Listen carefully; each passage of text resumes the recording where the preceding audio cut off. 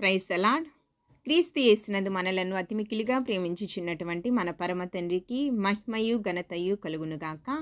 ఆమేన్. నూతన దినము చూపేటటువంటి కృపను అనుగ్రహింపచేసిన ఆ త్రియేక దేవునికి సకల మహిమ ఘనత ప్రభావములు యుగ యుగములు కలుగునుగాక. ఆమేన్.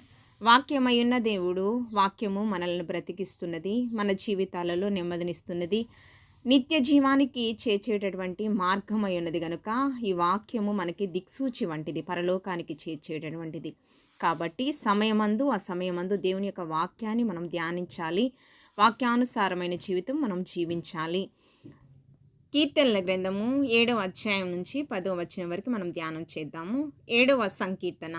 యెహోవా నా దేవా, నేను నీ శరణజొచ్చి ఉన్నాను, నన్ను తరుము వారి చేతిలో నుండి నన్ను తప్పించుము. నన్ను తప్పించువాడెవడునూ లేకపోగా వారు సింహము వలె ముక్కలుగా చీల్చివేయకుండా నన్ను తప్పించుము.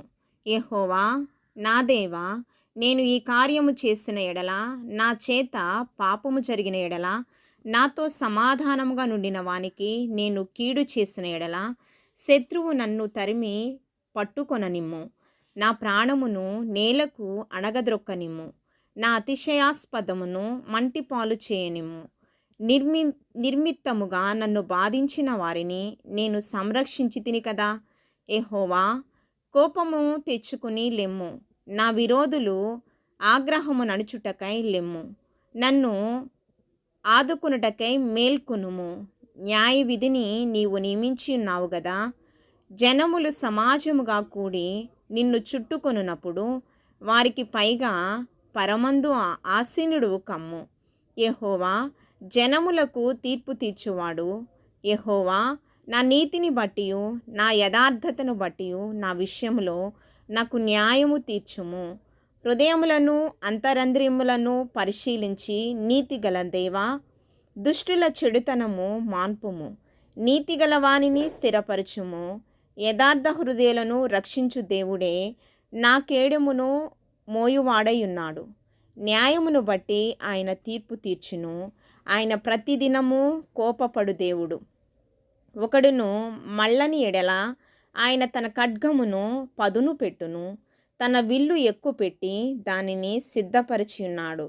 వాని కొరకు మరణ సాధనములను సిద్ధపరిచి ఉన్నాడు. తన అంబులను అగ్ని బాణములుగా చేసి ఉన్నాడు. పాపమును కనుటకు వాడు ప్రసవ వేదన పడుచున్నాడు. చేటున గర్భమున ధరించిన వాడై అబద్ధమును కనియున్నాడు. వాడు కుంట త్రవ్వి దానిలో లోతు చేసి ఉన్నాడు. తాను త్రవ్విన గుంటలో తానే పడిపోయెను. వాడు తలంచిన చేటు వానిని నెత్తి మీదకి వచ్చును. వాడు యోచించిన బలాత్కారము వాని నడినెత్తి మీదనే పడును. యెహోవా న్యాయమును విధించువాడని నేను ఆయనకు కృతజ్ఞతాస్తుతులు చెల్లించెదను. సర్వోన్నతుడైన యెహోవా నామమును కీర్తించెదను. ఆమేన్. దేవునికి ఆయాసకరమైన క్రియలన్నీ కూడా ఈ వాక్యంలో నుంచి మన జీవితంలో నుంచి దూరపరుచుకుందాము. 8వ సంకీర్తన. యెహోవా మా ప్రభువా, ఆకాశములో నీ మహిమను కనపరచువాడా, భూమి అందంతటా నీ నామము ఎంత ప్రభావము గలది.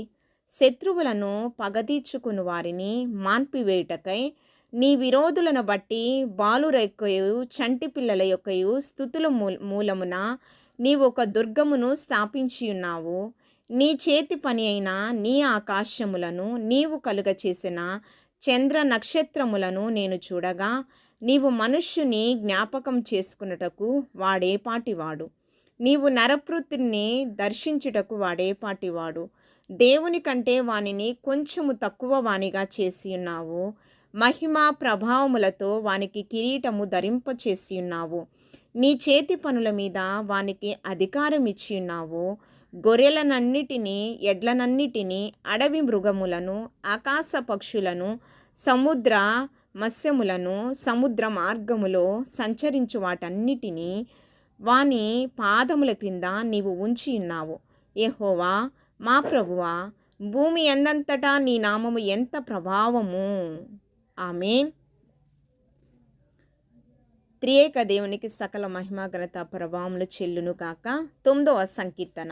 నా పూర్ణ హృదయముతో నేను యెహోవాను స్తుతించెదను. యెహోవా, నీ అద్భుత కార్యములన్నిటినీ నేను వివరించెదను. మహోన్నతుడా, నేను నిన్ను గూర్చి సంతోషించి హర్షించుచున్నాను. నీ నామమును కీర్తించెదను. నీవు నా పక్షమున వ్యాజ్యమాడి నాకు న్యాయము తీర్చుచున్నావు. నీవు సింహాసనాసీనుడవై న్యాయమును బట్టి తీర్పు తీర్చుచున్నావు. కాబట్టి నా శత్రువులు వెనుకకు మళ్ళుదురు. నీ సన్నిధిని వారు జోగిపడి నశింతురు. నీవు అన్యజనులను గద్దించి ఉన్నావు, దుష్టులను నశింపచేసి ఉన్నావు. వారి పేరు ఎన్నటికీ నుండకుండా తుడుపు పెట్టి ఉన్నావు. శత్రువులు నశించిరి, వారు ఎన్నడూ నుండకుండా నిర్మూలమైరి. నీవు పెళ్ళగించిన పట్టణములు స్మరణకు రాకుండా బొత్తిగా నశించెను. యెహోవా శాశ్వతముగా సింహాసనాసీనుడై ఉన్నాడు. న్యాయము తీర్చుటకు ఆయన తన సింహాసనము స్థాపించి ఉన్నాడు. యెహోవా నీతిని బట్టి లోకమునకు తీర్పు తీర్చును. యథార్థతను బట్టి ప్రజలకు న్యాయము తీర్చును. నలిగిన వానికి తాను మహాదుర్గమగును. ఆపత్కాలములో వారికి మహాదుర్గమగును. యెహోవా, నిన్ను ఆశ్రయించు వారిని నీవు విడిచిపెట్టువాడవు కావు. కావున నా మొర ఎరిగిన వారు నిన్ను నమ్ముకొందురు. నీ నామం ఎరిగిన వారు నిన్ను నమ్ముకొందురు. సియోను వాసి అయిన యెహోవాను కీర్తించుడి. ఆయన క్రియలను ప్రజలలో ప్రచురము చేయుడి. ఆయన రక్తాపరాధమును గూర్చి విచారణ చేయనప్పుడు బాధపరచుబడు వారిని జ్ఞాపకం చేసుకును. వారి మొర్రను ఆయన మరువడు.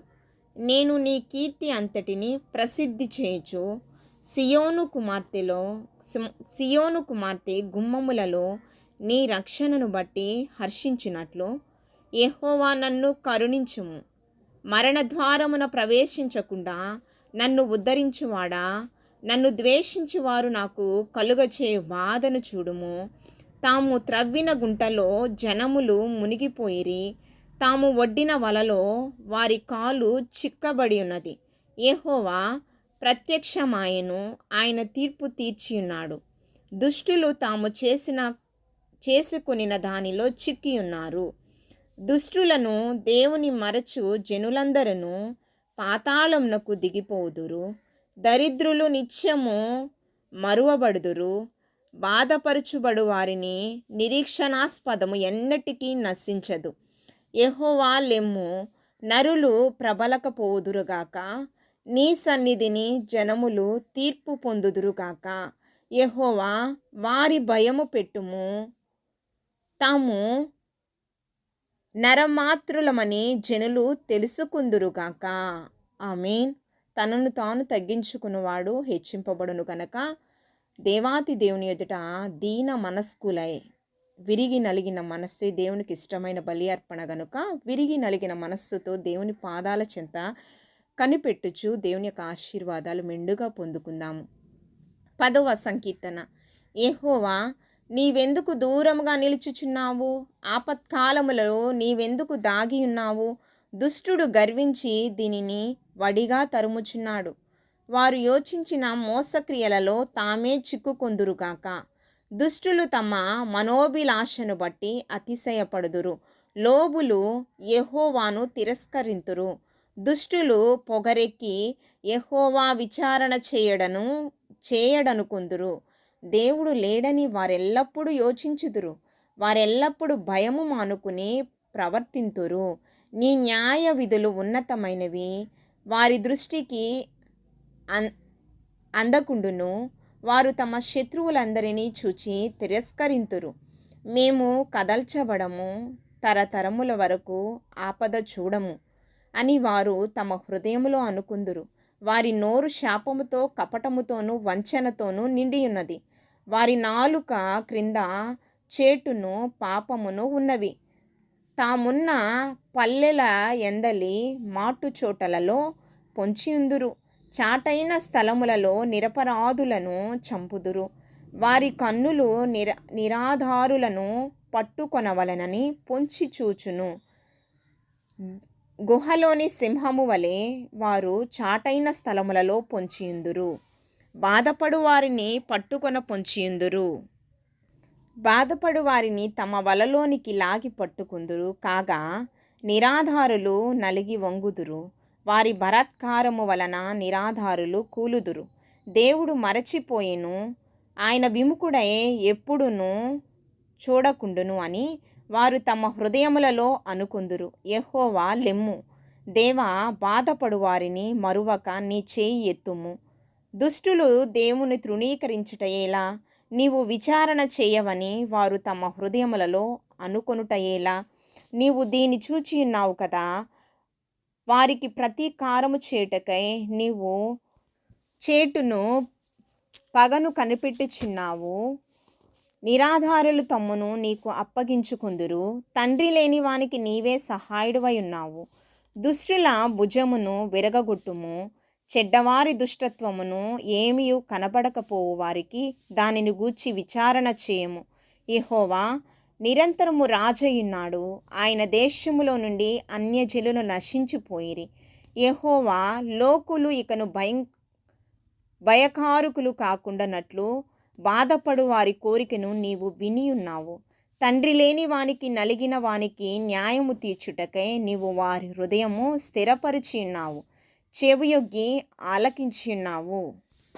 చదువుకున్నటువంటి లేఖన భాగములన్నీ కూడా మనం చూసినట్లయితే దేవాతి దేవునికి ఇష్టలుగా మనం జీవిస్తూ యథార్థతను వినయ విధేయతలతో మనం ఈ లోకంలో జీవిస్తూ వాక్యానుసారమైన జీవితము మనం జీవించినట్లయితే శత్రువుల చేతిలో నుంచి మనకి విజయాన్ని, అహంకారులకు ఎదిరించి దరిద్రులపై కృపచూపువాడు. కాబట్టి నీ నాపై కృప చూపించాలి అంటే రక్షింపనేరక ఉండినట్లు యెహోవా హస్తము కురచకాలేదు, విననేరక ఉండినట్లు ఆయన చెవులు మందము కాలేదు.